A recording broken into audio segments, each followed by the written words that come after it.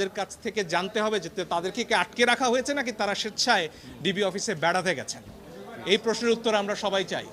এই 6 জনকে আদালতে উপস্থাপন করে তাদের কাছ থেকে জানতে হবে যে তারা স্বেচ্ছায় সেখানে আছেন কিনা এবং নিরপরাধ নিরস্ত্র যারা বিক্ষোভকারী হন আন্দোলনকারী হোক তাদের উপরে লাইভ রাউন্ড গুলি ছোড়া যাবে না, অ্যাসল্ট রাইফেল দিয়ে ট্রিগার চেপে বসে থাকা যাবে না। যখন গোয়েন্দা প্রধান বলেন যে নিরাপত্তার প্রয়োজনে তাদেরকে তিনি নিয়ে এসেছেন এবং সেখানে তাদের খাওয়া দাওয়া করার ছবিও প্রচার করা হয়, তখন আমার কথা হচ্ছে হাসপাতাল থেকে একজন মানুষকে একজন নাগরিককে কিভাবে তুলে নেওয়া হয়, কোন আইনে, আদালতে আমরা এই প্রশ্ন করেছি।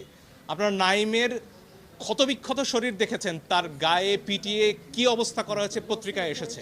আমি জানি অনেক ইলেকট্রনিক গণমাধ্যম দেখাতে পারেননি সেটি, কিন্তু পত্রিকায় এসে ছবি আমরা দেখেছি। সেই নাহিদকে যখন নিয়ে যাওয়া হয়